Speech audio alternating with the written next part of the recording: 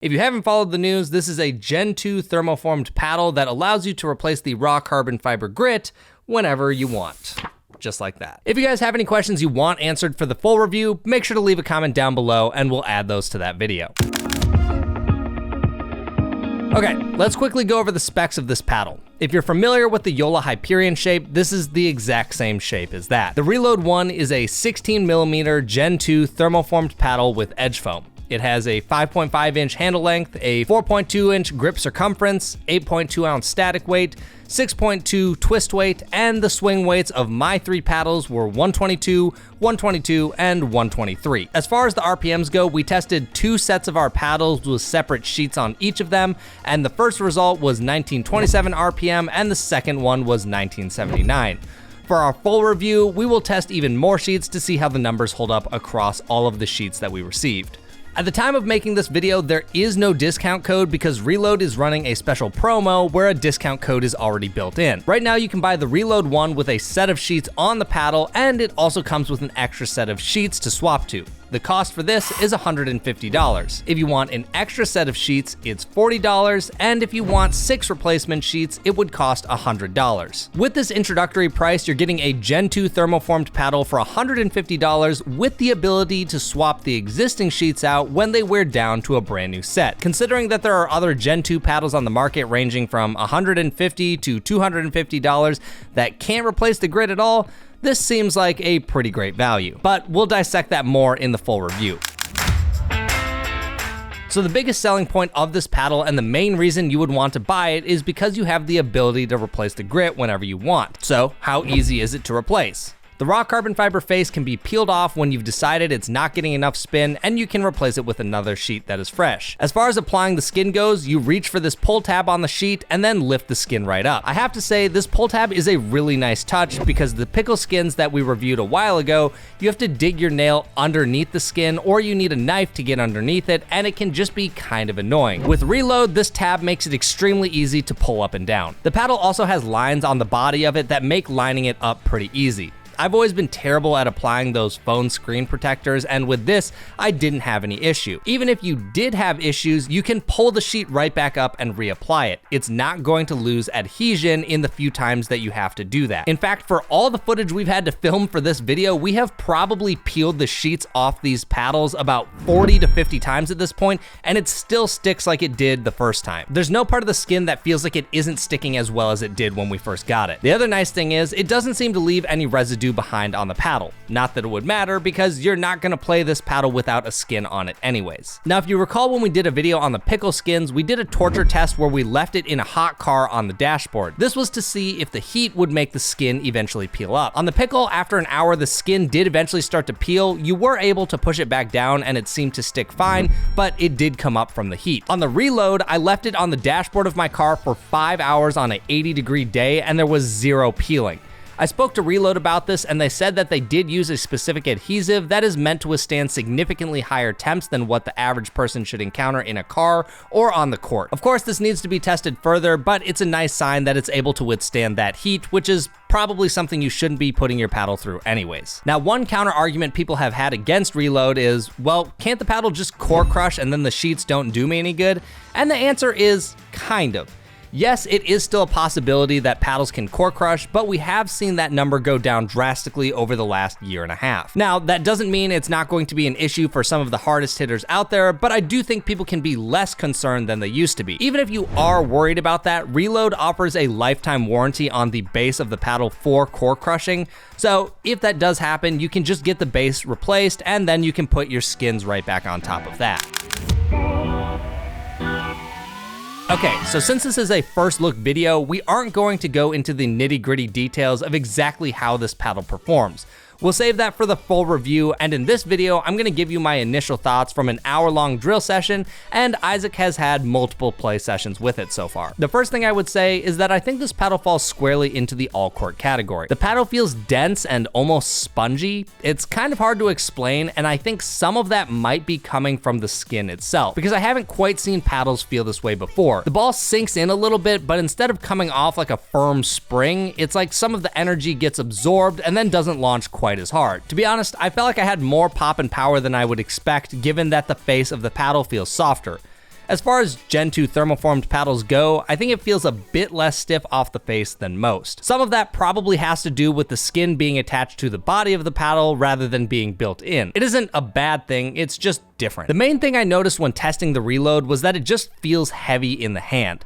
The swing weight is going to range anywhere between 122 and 125. Once you start approaching 125, that is going to feel pretty heavy to most people. Now, if you're used to elongated paddles, you probably won't think twice about this unless the one you have is a particularly low swing weight. The balance and swing weight of the Reload 1 is in a similar range as paddles such as the Ronbus Pulsar FX3, a 6.0 Triple Black Diamond, Bread and Butter Shogun, or Bread and Butter Phil. So if you're used to those, you may not find that you have any issues with the Reload 1. But just keep in mind, if you're coming from a standard shape paddle or hybrid, that it's definitely going to feel heavier than those, and if you're not used to it, you may feel a lot slower at the net. I did find that the paddle felt a bit slower in my hand than I would prefer, but what you need to know about me is that my swing weight preference is usually somewhere in the 114 to 118 range. So this is higher than what I would normally choose to play with. That doesn't mean it's wrong for you, but it's not what I'm used to. The area this felt most noticeable was in hand battles. It felt like it was easier for me to fall behind and be late, and then accelerating on a flick or a speed up was just a bit slower than I'm used to or took more effort. Given more time, I'm sure I can adjust, but that's what I noticed right away. In the hour-long drill session that we did, I didn't find anything that the paddle did poorly as an all-court paddle. Dinking didn't feel difficult, mid-court resets were fine, but I did think they took a little bit more adjustment coming from the Volair Forza Mach 2 16mm that I have been playing with. Now, as far as spin goes, I felt that it was perfectly adequate and what most average raw carbon fiber paddles do these days. It wasn't hitting the top of the top numbers like we've seen from some companies, but it's also in a very respectable range. With most companies on the market, it's a total crapshoot if you're going to get a gritty one, a smoother one, or something in between. And once you do get it, you're just stuck with it. So at least with Reload, you'd have the ability of solving some of that issue by being able to put a new face sheet on, and you aren't stuck with the one that came out of the box. When we do our full in-depth review, we will do more testing on individual sheets and see if there's any variance amongst them. So my initial thought is that the base paddle performance is solid. It isn't a control paddle, it isn't a power paddle, it's just square in the middle of everything. I think it's very comparable to a lot of top performing paddles on the market, and I think as their first paddle, it makes sense to introduce it this way. An all-court paddle pleases the most people without being polarizing like a power or control paddle. The main drawback I see right now is that it is on the heavier side to swing, and that may limit who the paddle is for. What I'm hoping in the future is that Reload is going to introduce different thicknesses, different shape options, that way they can expand who this paddle's for. Because right now, I would say people who are using an elongated paddle in this shape at this swing weight is a much smaller market. I know that Reload is also trying to license this out to other companies, so if that happens, then maybe they can just take care of the different paddle shapes, but we'll have to wait and see where it goes. I think if Reload wants people to really buy into the ecosystem, they're going to need more options to please more of the masses. So with that being said, here's Aizec, and you can hear what he had to say. All right, so first look at the Reload paddle. Number one, how does the paddle actually play? From my testing, I've had a few play sessions under my belt now, and I'm actually very pleasantly surprised. I really like the paddle. I think it plays very well. If I had to place it in a category, it fits square in the middle of all court. It is definitely not a power paddle, and I would not quite put it in the control category. It is a Gen 2 thermoform design, so I think the sweet spot is actually pretty good on this paddle, and it does have a little bit more oomph to it.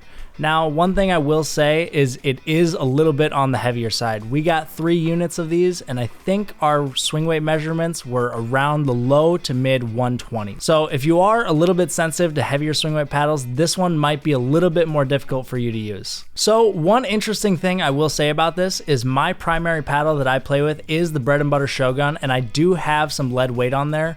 My typical swing weight comes in around 126, which is interesting because this paddle came in at 122 and felt heavier and more difficult to swing than my Bread and Butter Shogun. My thought is the balance point of this paddle is going to be a little bit higher, so it is going to feel a little bit harder to swing than most paddles. Now, one benefit of that is through my play testing, I did really enjoy heavier swings on overheads, drives, and punch volleys. It did feel like it had really good power when I was swinging the paddle hard. I felt like I had no issues putting the ball away with this paddle, and I really enjoyed playing a bit of a faster game with it. Now, I will say when it came to softer shots like drops and dinks, it did feel very soft, which was quite interesting. I did have to put a little bit more power into my drops and swing through it just a touch more, which personally, I wasn't a huge fan of. For spin, it's definitely not the best we've ever tested, but it's definitely not at the bottom either.